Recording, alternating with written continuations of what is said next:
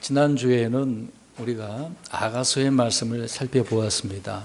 올 한 해 우리 교회의 표이고 또 그 말씀에 따라 우리가 한 해를 살아가야 함을 말씀을 드렸는데요. 주님의 그 음성을 듣고 나아가야 되는데 주님의 손을 보고서 문 밖으로 나간 그 여인을 우리가 생각해 보았지 않습니까? 근데 주님께서는 사랑하는 아내를 부르실 때 주님께서 안으로, 신랑이 안으로 들어가는 문제가 아니라 남아서 고난으로 같이 가자라고 말씀을 하고 있었던 거죠. 그런데 주님께서 부르셨지만, 신랑이 불렀지만 아내가 옷을 벗었고 발을 씻었기 때문에 나가려 하지 않았다는 거죠. 그러나 주님께서 한 번 더 기회를 주시는데 그 문 안에다가 손을 이제 집어넣으시죠. 그것을 보고서 그 손을 보고 그 아내가, 그 여인이 자기 속 중심이, 마음이 움직이게 되어진 그 내용을 살펴보았습니다. 아무튼 그래도 손을 보고서라도 나간 것은 좋은 것이죠. 그런데 나가보니까 신랑이 없단 말이죠. 그러니까 우리가 그것을 통해서 즉각적인 순종이 필요하다라고 말씀을 드렸는데, 항상 한 박자 늦은 그럴 때에는 이런 문제가 발생한다라는 것을 알 수가 있습니다.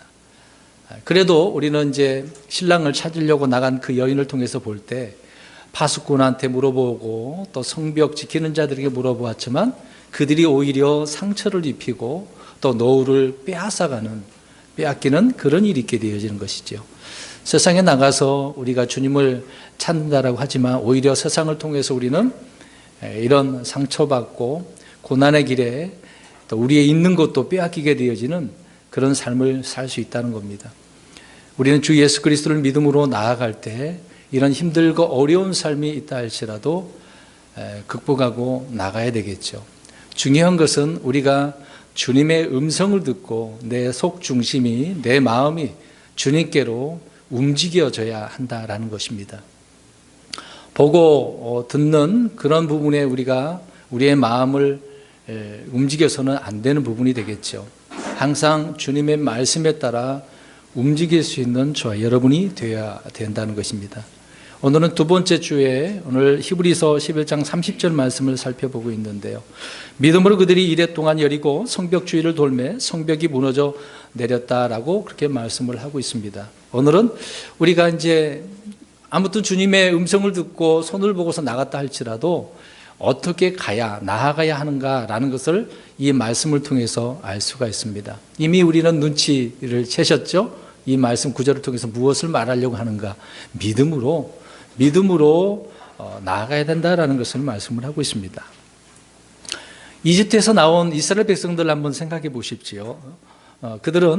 그 이스라엘 사람들은 믿음으로 홍해를 마른 땅처럼 건너간 그런 사람들이었지 않습니까?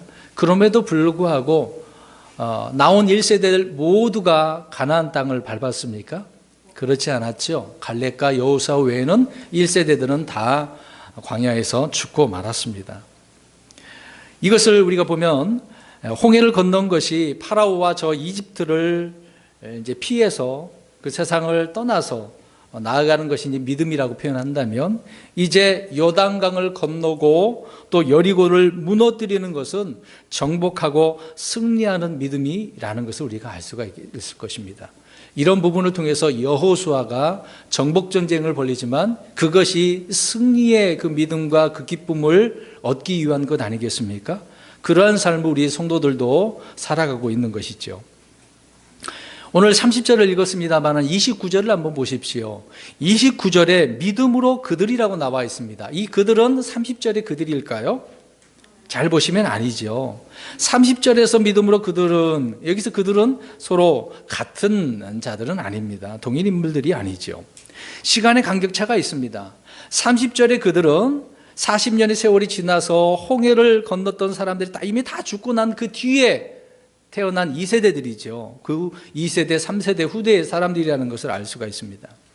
믿음으로 홍해를 마른 땅을 건너듯 건넜던 이집트에서 나온 그런 히브리 1세대들은 말씀드린 것처럼 놀랍게도 순교를 한 것이 아니라 오히려 그들의 불신으로 말미암아 모두 어디에서 죽었습니까? 광야에서 죽었죠. 히브리서 3장 18, 19절을 제가 읽겠습니다. 또 그분께서 누구에게 맹세하사 그들이 자신의 안식에 들어오지 못하리라고 하셨으나 오직 믿지 아니한 자들이 아니냐. 그러므로 우리는 그들이 믿지 아니하여 능히 들어가지 못하였음을 아노라. 히브리 기자가 분명하게 말씀을 하고 있죠. 이집트에서 나온 무리들이 1세대들이 가나안 땅에 들어가지 못하여서 안식을 하지 못한 이유는 무엇 때문이다? 믿지 아니했다. 믿지 아니했다. 홍해를 건넌 이들 가운데 갈렙과 여호수아를 제외한 이런 자들은 이렇게 모두 다 광야에서 죽음을 당하고 아무도 약속의 땅에 들어가지 못했다는 것을 알 수가 있습니다. 믿음으로 상상할 수 없는 큰 이적들을 그들은 체험하지 않았습니까? 어떻게 홍해 바다가 갈라져요? 40년 동안 하나님께서 무엇을 내려주셔요? 하늘에서 만나를 내려주셔요. 먹고 사는 문제가 걱정이 있어요, 없어요? 없는 그런 40년 생활을 살았습니다. 놀라운 체험을 그들은 하지 않았습니까? 그런 경험을 했다고 해서 그들이 믿음이 크고 강하게 되었습니까? 아니었다는 거죠. 그러니까 보는 문제는, 벗고 어떤 경험한 그런 문제는 그들에게 큰 믿음을 가져다 주지 못했다는 거죠. 그래서 하나님께서는 광야 40년 동안 하나님의 말씀을 순종하는지 안 하는지 그들의 마음의 상태, 믿음의 상태를 보고자, 확인하고자 하셨다는 것이죠. 여러분, 표적이라고 하는 것은 믿음의 성장을 도와주지 못하는 것입니다. 광야를 통해서 그들의 믿음은 연단되고 꾸준히 자라나는 것이 아니라 오히려 부진하게 되어져서 파손된 믿음이었다는 것을 알 수가 있죠. 홍해를 걷는 것은 파라오와 이집트라는 세상과의 단절을 가져다 주는 그런 믿음이었었던 것입니다. 광야에서의 그들의 불신은 육신의 종용에 따른 큰 시험이었던 것이겠죠. 그들은 이런 시험에서 실패하고 말았다는 것이죠. 이집트의 군대의 그 추격과 또 그들의 영향권에서 벗어나기만 하면은 모든 것이 다 끝날 줄 알았어요. 바로 그냥 가나안 땅에 바로 가서 행복하게 지내게 그렇게 생각을 했던 것이죠. 그렇지만 그런 것이 아니었습니다. 더 이상 자신들을 종으로 삼고 매질하고 일을 시키고 괴롭히는 이집트의 사람들이 눈에 보이지 않아요? 그들은 없었어요. 그런데 뭐가 문제였습니까? 이집트에서 가졌던 육신의 정욕은 오히려 그것이 그들을 계속해서 더 끈질기게 아주 지독하게 붙잡고 있었다는 것입니다. 올 한 해도 이런 문제 때문에 우리가 계속해서 이 고난의 길을 걸어서는 안 되겠죠. 홍해를 건넌 후에 그들의 원수는 없어졌기 때문에 광야에서 참된 자유와 기쁨과 감사와 찬양이 넘칠 것 같았지만 끊임없이 그들에게 불평과 원망과 불신이 솟아났다는 것입니다. 결국 가나안을 목전에 두고서 40일 동안 12 정탐꾼들을 보내지 않습니까? 그 땅의 백성과 도시들을 탐지한 후에 돌아와서 한 말을 듣고 모든 백성들이 가졌던 믿음이 도대체 어디로 갔습니까? 예전에 몇 주 전에 믿음이 바닥난 자들에 대해서 우리가 살펴보지 않았습니까? 그들의 불신은 하나님의 경로를 쏟아내기에 충분할 정도에 이르게 되었던 거죠. 그래서 40일을 몇 년이 되어버린 거예요? 40년이 되어버리는 그런 일이 생기게 되었던 거죠. 하루를 1년으로 정산을 하게 하시는 것입니다. 하나님께서 약속한 그런 땅으로 올라가라라고 명령을 하시지 않았습니까? 그렇지만 그들은 장막에서 우리가 어디로 올라가랴? 그 말을 듣고 지금 어디로 가랴? 지금 그 얘기를 하고 있습니다. 우리 신명기 1장 29, 30절을 볼까요? 주님은 분명하게 기록을 해 주시고 말씀을 해주고 있습니다. 신명기 1장 29절에서 30절 보겠습니다. 신명기 1장 29, 30절 시작. 그때 내가 너희에게 이르기를 그들을 무서워하지 말라, 두려워하지 말라. 너희보다 앞서가시는 주 너희 하나님께서 이집트에서 너희를 위하여 너희 눈앞에서 행하신 모든 것에 따라 친히 너희를 위하여 싸우시리라. 아멘. 예, 손으로 잡고 계시고 있기 바랍니다. 여러분 보십시오. 읽은 말씀들 보니까 어떻습니까? 하나님께서는 무서워하지 마, 두려워하지 마. 내가 앞서가 할 테니까. 그리고 내가 너희를 위해서 싸울게. 걱정하지 말라고 말씀하셔요. 그러나 이스라엘 백성들은 누가 무서워요? 가나안 땅에 있는 가나안 사람들, 아낙 자손들이 지금 무서워요. 하나님이 함께 계시고 또 앞서가서 싸우시겠다라고 약속을 하는데 그 약속을 믿지 않고 있다는 것입니다. 믿음이 순종을 낳듯이 불신은 자동으로 무엇을 낳습니까? 불순종을 낳게 되어진 거죠. 그래서 반역과 거역으로 그들의 모든 상태가 드러나게 되었던 거죠. 신명기 1장 32절을 보시기 바랍니다. 주님은 뭐라고 말씀합니까? 시작. 이 일에서 너희가 주 너희 하나님을 믿지 아니하였도다. 한 번 더 여기서 말씀을 하고 있습니다. 시편 106편 24절에도 참으로 그들이 그 기쁨의 땅을 멸시하며 그분의 말씀을 믿지 아니하고, 성경 여기저기에서 이스라엘 백성들이 이렇게 믿지 아니함을 말씀을 해주고 있습니다. 하나님께서 이들의 불신과 불평에 얼마나 노하셨던지 그 모두 그들을 멸하셨다고 말씀하고 있죠. 자, 일단 신명기 1장을 잡고 계시고 유다서 1장 5절을 한번 보시기 바랍니다. 유다서 1장 5절. 유다서 1장 5절입니다.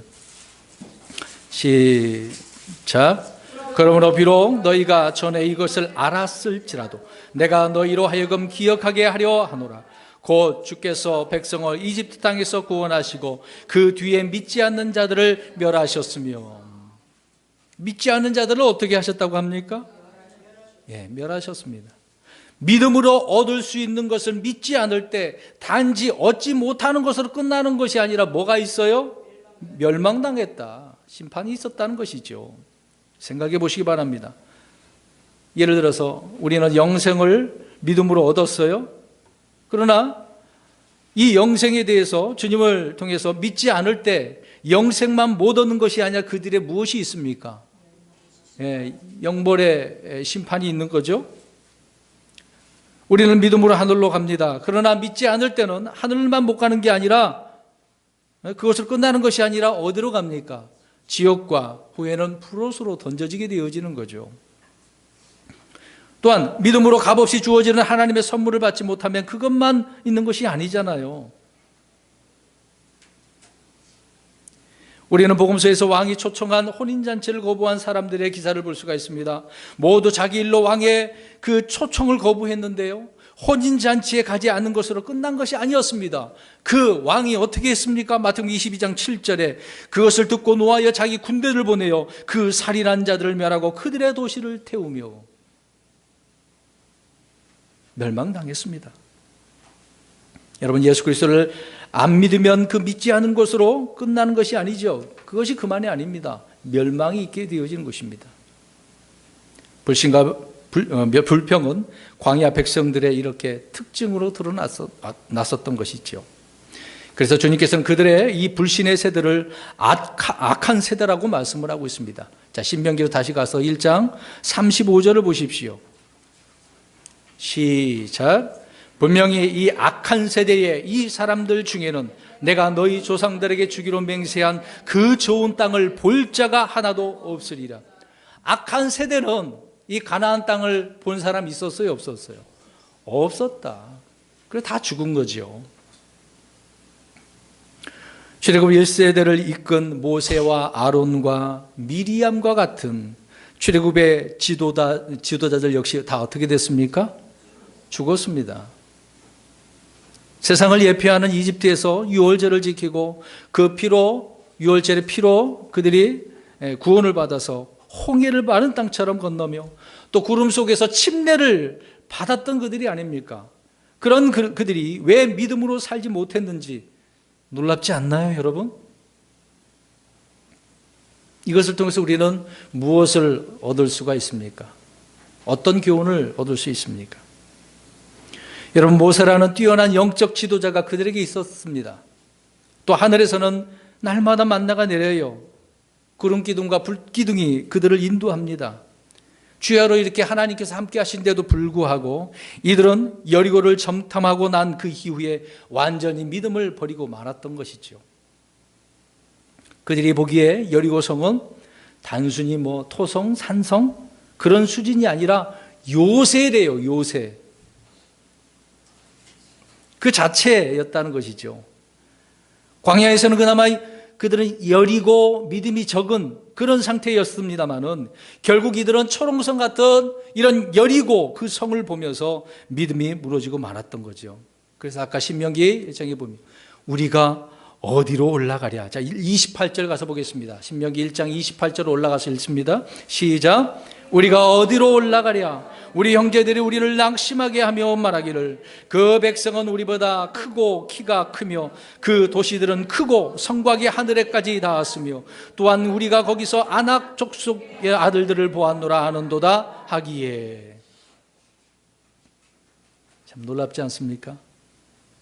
이집트에서 10가지 재앙을 보았고 홍해 바다가 갈라지는 것을 보았지만 여리고 성은 하나님이 계셔도 어쩔 수가 없어요.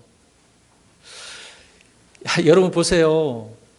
이집트에서 나온 것, 바다를 건넌 것, 40년 동안 만나를 먹은 것. 옷도 헤어지지도 않았죠. 신발도 마찬가지고. 근데 여리고 성 무너지는 것, 사실 성벽 그 무너지는 거 별거 아니잖아요. 바다 갈라지는 게 더 놀랍지 않습니까? 근데 이들은 그것을 보고서도 어쩔 수 없다고 이야기합니다. 여러분 믿음이 크고 강해지면 오히려 그 여리고 성은 어떻습니까? 아무것도 아니잖아요. 그 여리고 성이 더 연약한 그런 성이 아니겠습니까? 믿음이 그렇게 우리가 성장하고 커지게 되어지면 환경 역시 아무것도 아니잖아요. 힘들고 어려운 그런 상황도 그냥 작은 거, 일부분이라는 것을 우리가 알고 쉽게 지나갈 수가 있는 것입니다. 그러나 반대로 믿음이 없어지면 작은 물소리도 어떻게 들립니까? 크게 들리는 거예요. 큰 폭포수처럼.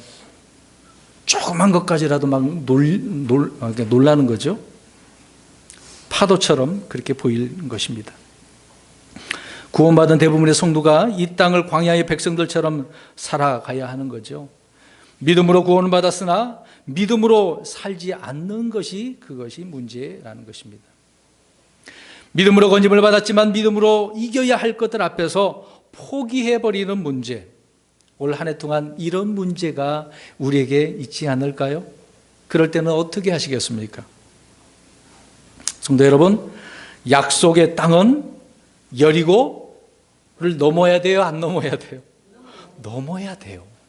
첫 번째 관문을 통과해야만이 주어지는 겁니다. 여리고를 정복해서 승리하지 못하면 얻을 수 있어요? 없어요? 얻을 수 없습니다. 승리해야 돼요. 그래야 얻을 수 있습니다.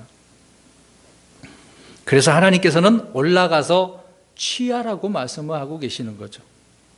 믿음으로 순종해서 올라가면 하나님이 이미 앞서가고 아까 읽었지 않습니까? 그들을 위해서 어떻게 해주셔요? 싸우셔요. 승리를 주십니다. 문제는 중요한 부분입니다. 믿음으로 순종해서 나가느냐 아니냐 그 문제라는 거죠. 앞에 있는 그 여리고 성벽 요새 같은 거 그들의 수 그게 문제가 아니죠. 적의 수나 크기가 문제가 아니라는 것입니다. 내가 싸워야 한다면 그런 것들을 면밀하게 분석하고 계산해 보아야 하겠습니다만은 하나님이 싸우신다면 이 땅의 군대는 아무것도 아니잖아요. 여리고 성벽 그 성 요새 같은 것 아무것도 아니잖아요. 하나님은 우리가 믿고 순종할 때만 우리를 대신해서 어떻게 해요? 싸우셔요. 일하시는 겁니다. 이스라엘 사람들은 여리고 앞에서 그들을 두려워하고 겁을 먹고 낙심했습니다마는 사실 누가 더 겁먹고 있었을까요, 여러분? 우리 성경 한번 찾아볼까요? 출애굽기 15장 14절에서 16절. 이미 하나님께서는요 모세를 통해서 미리 말씀해 주셨어요. 홍해를 건너고 난 후에 모세가 노래를 합니다. 앞으로 있을 일을 여기에 다 담아두고 있었던 거죠. 읽어봅니다. 출애굽기 15장 14절에서 16절 길지만 한번 읽어보겠습니다. 시작. 백성이 듣고 두려워하여 슬픔이 팔레스타인의 거주민들을 사로잡았으니 그때에 에돔의 주장들이 놀라고 모압의 용사들이 벌벌 떠며 가나안의 모든 거주민들이 녹으리로다.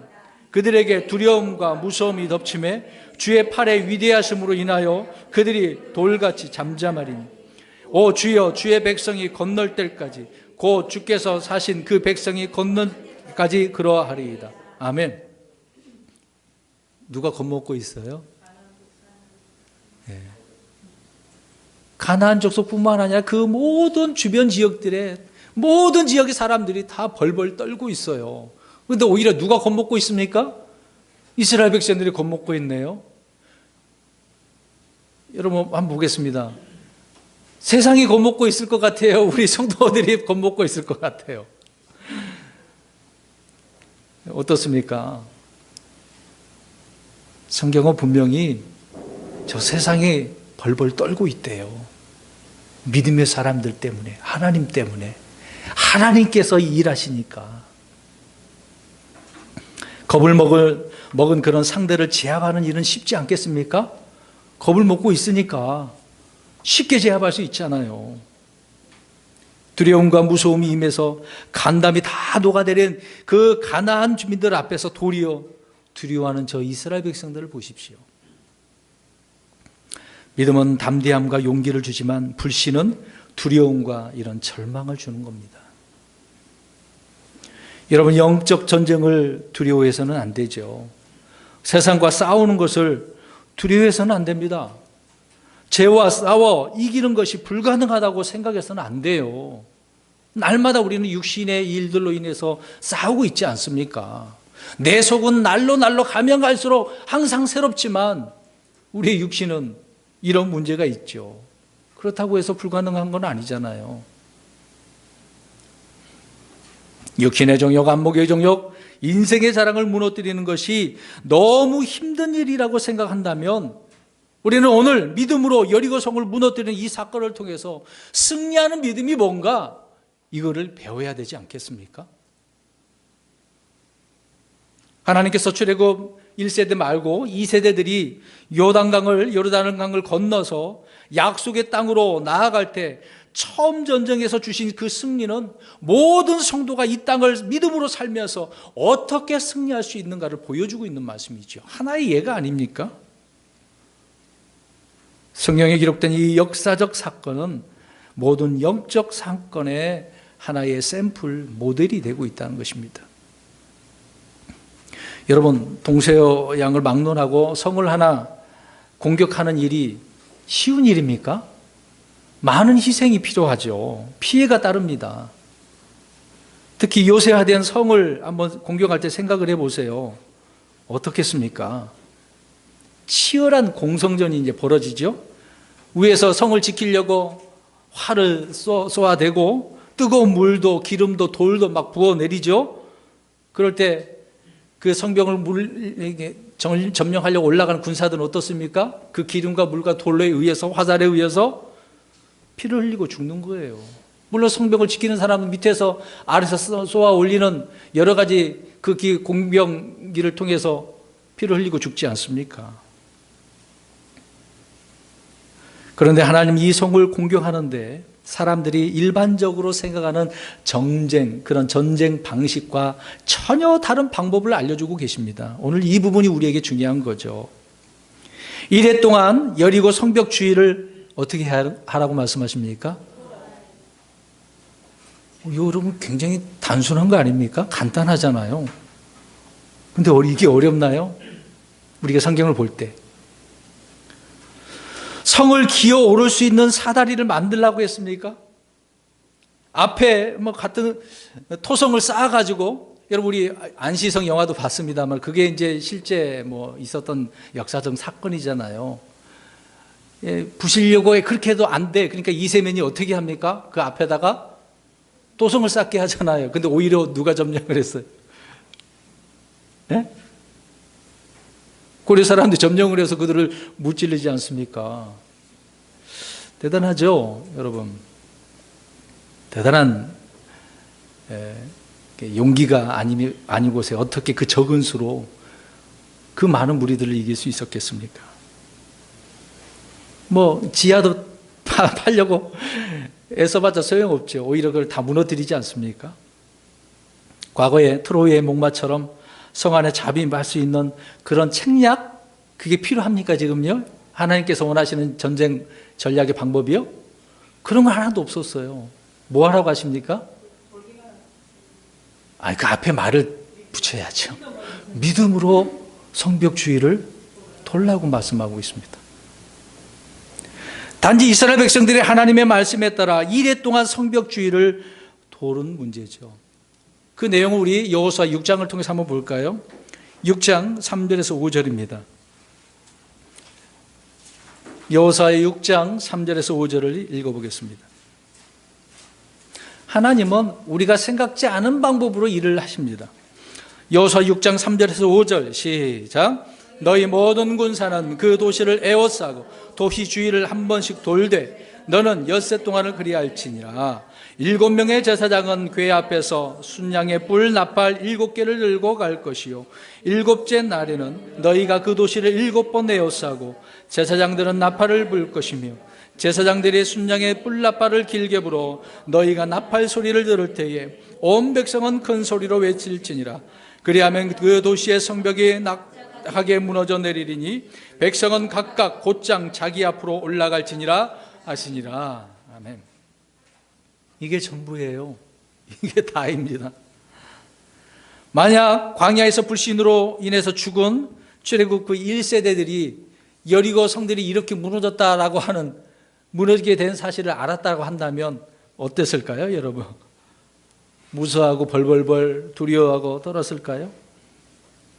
칼과 창으로 무장한 기병들, 잘 훈련된 군사들을 통해서 싸워서 죽여서 이기는 것이 아니라 단 한 명의 희생도 없이 그냥 성벽주의를 믿음으로 돌아왔을 뿐인데, 이것을 알았다고 한다면 겁을 먹을 필요가 뭐가 있겠습니까? 여러분, 믿음으로 산다는 것은 이렇게 하나님께서 미리 과정과 방법을 알려주실까요? 그러진 않아요. 그것을 알고 행하는 것이 아니에요. 믿음으로, 다시 말씀드립니다. 믿음으로 산다는 것은 미리 다 알고 사는 것은 아닙니다. 물론 성경에서 우리에게 알려줄 말씀이 있죠. 그러면서도 우리는 믿음으로 나가야 된다고 말씀하고 있습니다. 오늘 이스라엘 백성들도 그런 거죠. 다른 방법은 없어요. 그냥 그 믿음을 가지고 도는 것밖에 없었던 것이죠.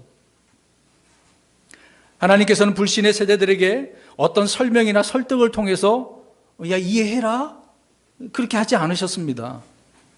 미리 전개될 그런 일들을 말씀해 주지도 않았어요. 믿음으로란 그런 말은 미리 과정을 다 알고가 아니라는 것입니다. 사람들은 이해할 수 있도록 말씀해 주시면 안 됩니까? 좀 설득 좀 해 주십시오. 이해가 되도록이요. 승산이 있어야 되지 않습니까? 가능성이 있어야 되는 거 아닙니까? 그렇게 이야기를 하잖아요.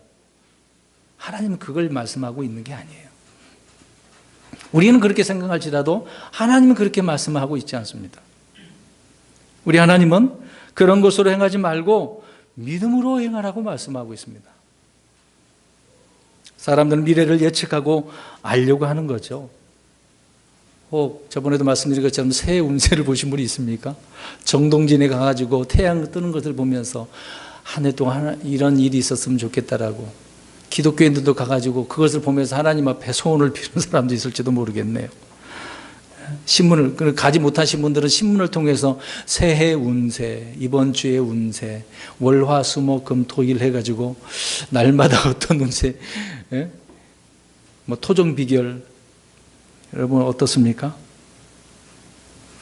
그런 것에다가 내 운세를 맡기신 분이 있나요? 내 운명을 맡기신 분? 사람들은 하나님께서 여리고 성이 무너지는 과정과 방법 등을 미리 보여주거나 알려지기를 원하고 있습니다. 그러나 하나님이 주시는 말씀은 내가 너희와 함께 할 거야, 그냥 믿음으로 가, 그 말씀을 하고 있습니다. 내가 너희를 위해서 싸울 거야, 이게 전부라고 말씀하고 있습니다. 여러분, 이것으로 충분하다면 그건 믿음이 아닙니까? 믿음으로 사는 거잖아요. 이 외에 다른 어떤 설명이나 증거가 필요하지 않다고 한다면 그게 믿음입니다. 믿음으로 사는 거죠. 믿음으로 행할 때 승리는 오히려 그것이 선물로 주어지는 겁니다. 탈취물이 되는 거 아닐까요? 결과잖아요, 결과로. 믿음으로 행할 때 원수는 아무것도 아닙니다. 그런데 믿음이 없을 때 여리고는 하늘에 닿은 아주 그냥 거대한 성곽처럼 보이는 거예요. 그렇게 이스라엘 백성들이 고백하고 있지 않습니까? 저와 여러분 앞을 가로막는 홍해가 있습니까? 어떤 홍해가 있나요? 아니면 여리고 성벽과 그 성이 있지는 않습니까? 근데 반드시 건너야 하고 반드시 넘어야 하지만 그런데 나에게는 어떤 힘도 능력도 지혜도 없어. 이럴 때 힘들죠. 여러분 사람이 언제 절망하는지 아십니까? 자신이 할 수 있는 일이 없고 여기저기서 동원할 수 없는 그런 수단도 없고 그렇다고 해서 어디선가 누구로부터의 막 도움의 손길이 있어야 되는데 그것도 없어. 그러면 절망하죠. 아 이제 끝이구나. 다 됐구나. 갈 때까지 다 갔구나. 그러는 거지 않습니까? 자신이 할 수 있는 마지막 노력과 어떤 시도조차 허무하게 실패로 끝날 때 끝이다. 그래서 절망을 하는 것입니다. 사실 이때가 여러분 믿음의 출발이 되지 않을까요? 사람의 끝은 하나님께서 일하시기 시작이라는 것입니다. 일하시는 시작이에요. 저와 여러분의 끝을 봐야 됩니다. 끝을. 그제서야 누가 일하시니까요? 하나님이. 내가 일한다라고 한다면 하나님 일하실 필요가 있습니까? 없습니까? 없죠. 그냥 쳐다보고 기다리시는 거예요. 그래 너 한번 네가 원하는 대로 해봐 그러시는 겁니다. 기도 외에는 내가 할 수 있는 일이 없어서 죽으면 죽으리라 망하면 망하리라 에스더처럼 그런 결단. 그런데 그렇게 결단하고 다시 기사회생 이런 것을 생각했는데 정말 죽게 생기고 정말 망하게 될 때 마음속 깊은 곳에 모든 것이 다 드러나지 않습니까? 하나님은 홍해 앞에서 이스라엘을 저버리지 않으셨듯이 여리고 성 앞에서도 이스라엘을 버리지 않았습니다. 뭐라고 말씀합니까? 히브리서 13장 5절을 가서 한번 볼까요? 히브리서 13장 5절을 한번 보겠습니다. 히브리서 13장 5절 어떤 말씀을 우리에게 줄까요? 시작. 너희의 행실을 탐욕이 없게 하고 너희가 가진 것들로 만족하라. 그분께서 이르시되 내가 결코 너희를 떠나지 아니하고 너를 버리지 아니하리라 하셨느니라. 아멘. 주님께서 떠나셔요 안 떠나셔요? 버리셔요 안 버리셔요? 이게 신명기 31장에 있는 말씀 아닙니까? 이런 하나님임을 우리는 이 구절을 통해서 알 수가 있습니다. 참 이런 말씀이 있는데 우리는 어떤 생각으로 살고 있는지요? 이런 말씀을 믿는다면 그 믿음이 모든 것에 해결책이 되는 것이고 공급책이 되는 것 아니겠습니까? 오늘 본문 30절을 다시 한번 보시기 바랍니다. 히브리서 11장 30절. 여리고 성벽을 매일 돈 것은 그냥 구경하라고 도는 건 아니잖아요. 뭐 거기서 돌면서 개구멍이라도 한번 조금이라도 그 틈이 있는가? 그걸 보라는 건 아니지 않습니까? 상대의 약점을 살피라고 하시는 건 아니었거든요. 주님께서 그렇게 명하셨기 때문에 그냥 그들은 믿음으로 도는 것뿐입니다. 그래서 그들에게 이래 동안 성을 도는 데는 무엇이 필요한 것입니까? 믿음이 필요한 거죠. 여호수아서 6장 5절에 그리하면 그 도시의 성벽이 납작하게 무너져 내리리니. 믿음으로 돌면 그 성벽이 어떻게 된대요? 납작하게 무너진대요. 잘 보세요. 성을 도는 일은 누가 하는 일입니까? 왜? 내가 믿음의 사람들이 믿는 사람들이 할 일이에요. 그러면 성을 무너뜨리는 그 일을 하시는 분은 하나님이죠. 성을 무너지게 해달라고 기도하고 울부짖고 금식할 필요가 있어요, 없어요? 없죠. 누가 하시는데? 많은 이들이 하나님이 하시는 일을 자신들의 기도와 믿음으로 이루어져야 하는 것처럼 이렇게 하고 있으니까 이게 문제가 되는 거죠. 내가 할 일은 무엇을 하면 된다? 믿음으로. 그냥 믿기만 하면 되는 거죠. 정작 믿음으로 순종해서 해야 할 일은 하지 않고 하나님께서 하실 일에 주저넘게 이제 참견을 하는 거예요. 자기가 해보겠다고. 그것이 믿음인 줄 아는 사람들이 있다는 거죠. 왜 하나님이 하실 일을 자기가 할 수 있는 것처럼 말을 하고 이뤄보려고 하고 있습니까? 이미 말씀드린 것처럼 홍해를 가르는 일은 주님이 하실 일이고 잠잠히 기다리다가 홍해를 건너는 일은 누가 할 일입니까?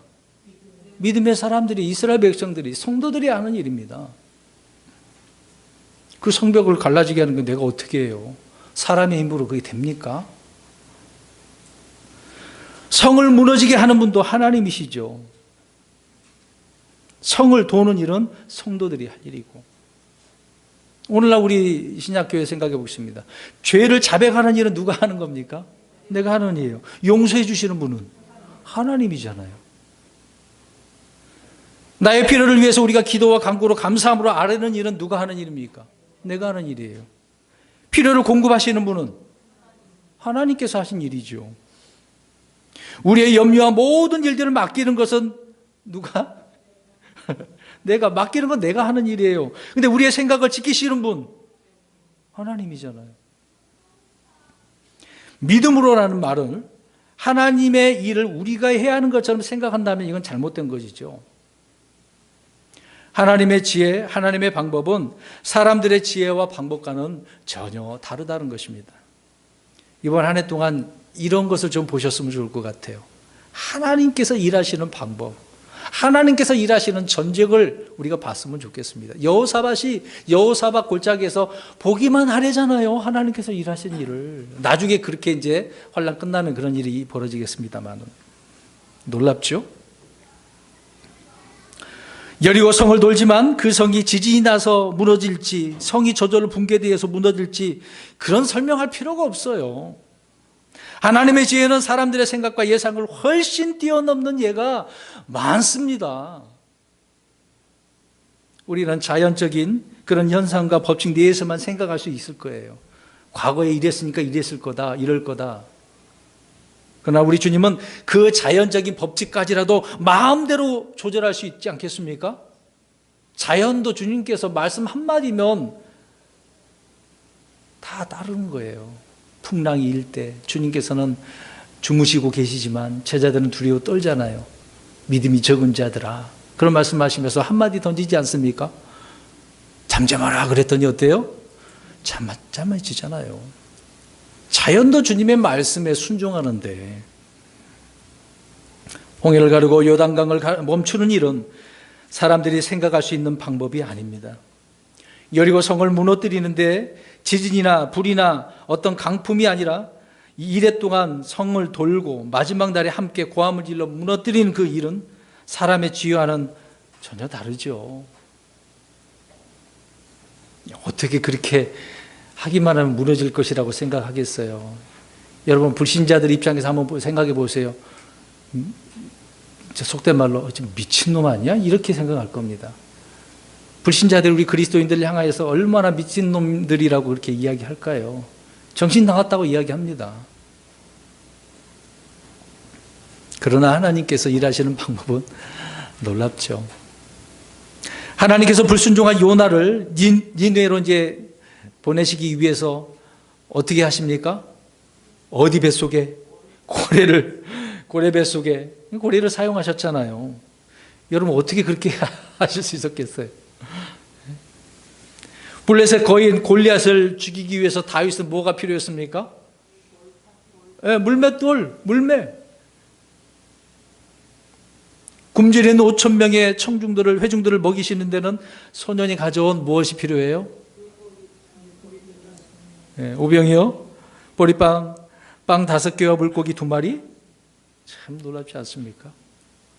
광야의 엘리야가 이제 굶주려 죽을 것 같아. 하나님께서는 무엇을 보냈습니까? 누구를 통해서? 까마귀가 먹을 것을 가지고. 여러분 그런 구절들을 볼 때 하나님 나에게도 까마귀 보내주십시오 그렇게 기도하신 분 있죠? 다 있을 거예요. 그렇게 기도는 하지 말고 내가 생각한 그 놀라운 방법을 하나님 역사해달라고 기도해야 되겠죠. 그런 일들은 하나님께서 예외적으로 하신 것이고 그런 방법을 사용하셨습니다. 하나님의 방법이 이렇게 놀랍다는 거예요. 이걸 우리가 바라봐야지. 사자굴에 갇힌 다니엘을 구하셨습니다. 풀속에 던진 그 친구들을 건지지 않았습니까? 주님이 사용하신 방법이 이렇게 상상을 초월해요. 아니 풀무불 속에 들어갔는데 타서 죽어야 돼, 안 죽어야 돼요?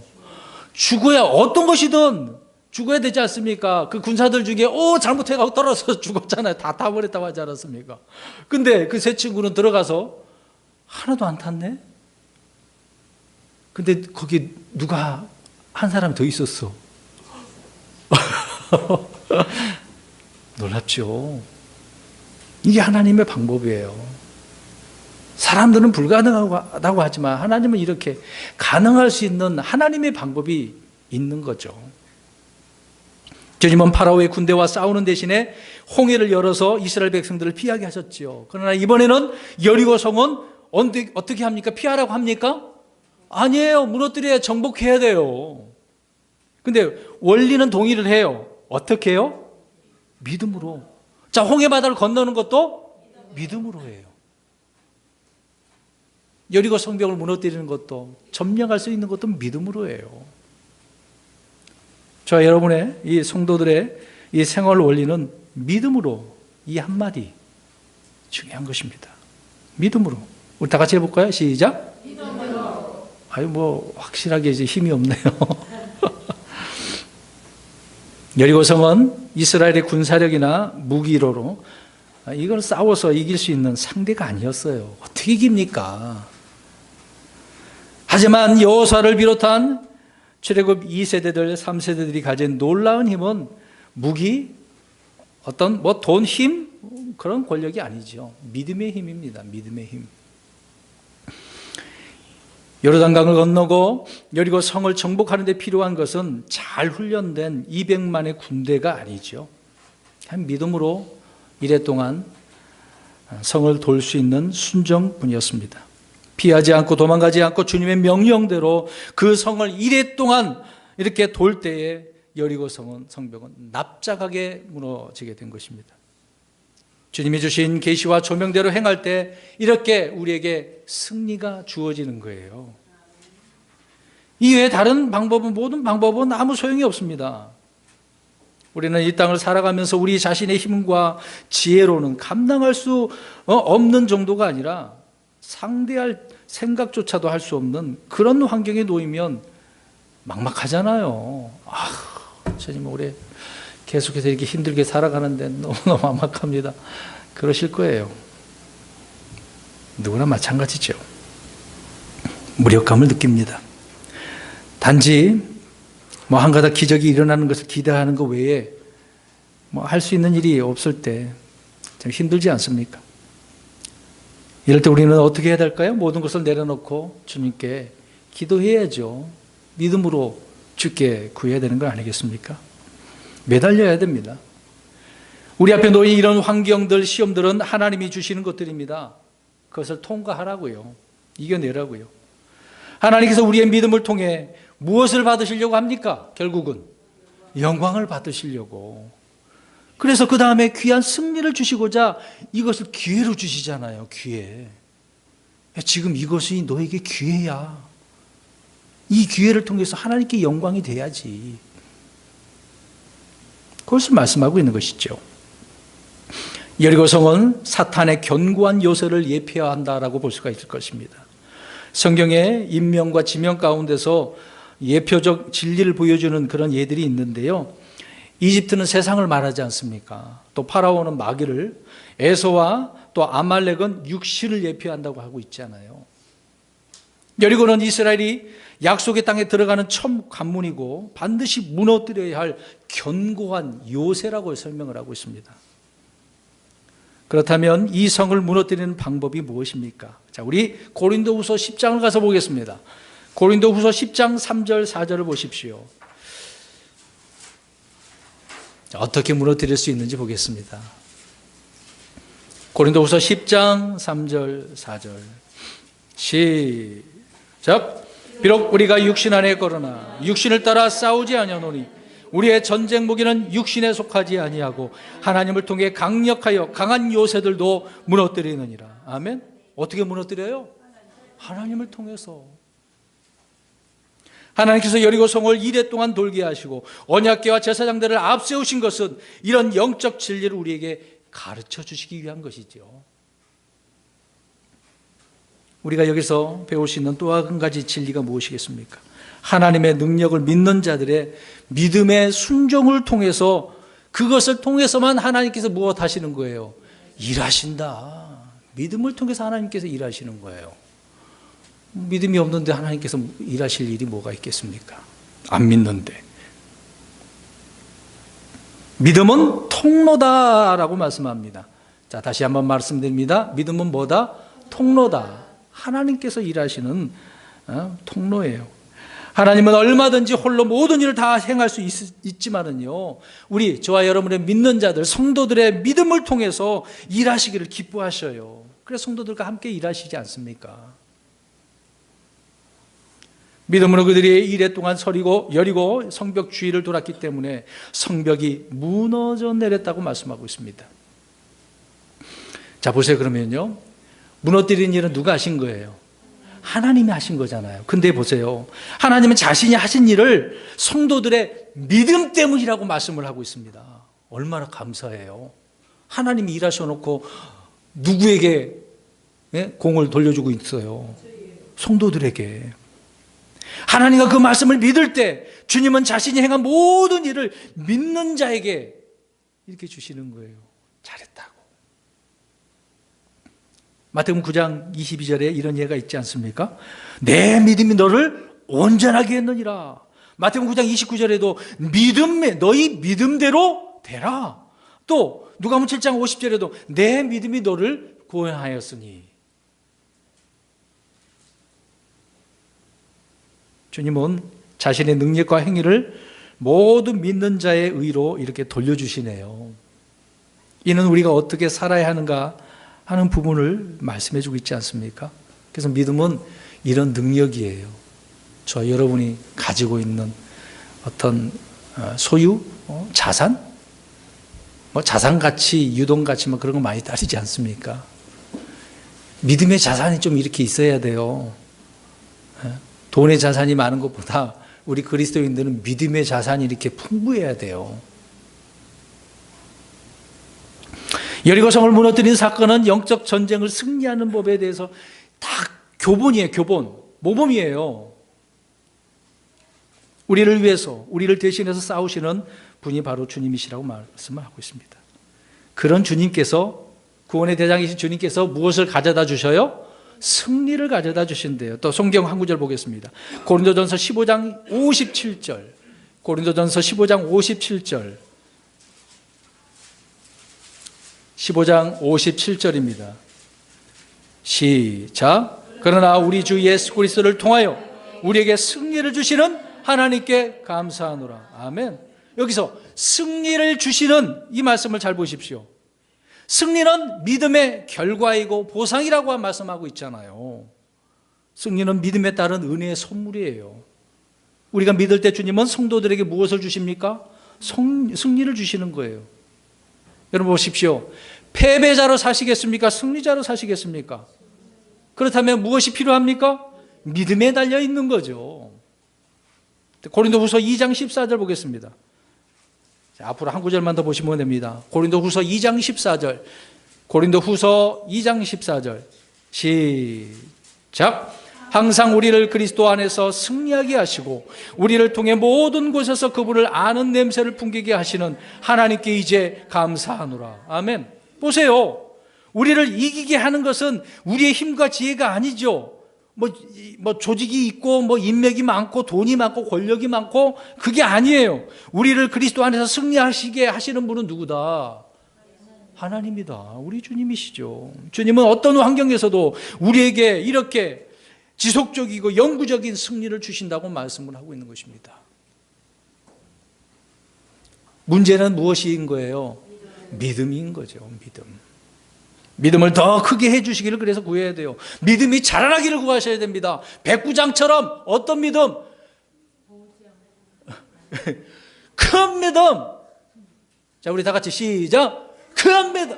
좀 확실하게 좀 액션도 취해줘야죠.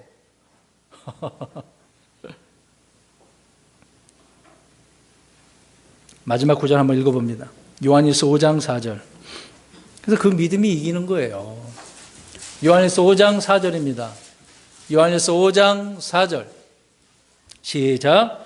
무엇이든 하나님에게서 난 것은 세상을 이기느니라. 세상을 이기는 승리는 이것이니 곧 우리의 믿음이라고 말씀하고 있습니다. 주 예수 그리스도가 우리 안에서 일하시고 우리를 통해 이렇게 드러나는 것이 곧 승리가 아닙니까? 승리를 통해서 좀 드러내십시오. 믿음은 하나님의 능력, 성품과 인격이 거기에 다 드러나는 것이잖아요. 믿음에서 주님의 것이 드러나는 겁니다. 우리의 몸을 통해서 드러내는 거예요. 하나님의 능력이 드러나는 그 통로가 바로 믿음이라는 것입니다. 이것을 통해서 올 한 해 주님께 큰 영광이 드러나기를 주의 이름으로 축원합니다. 아멘.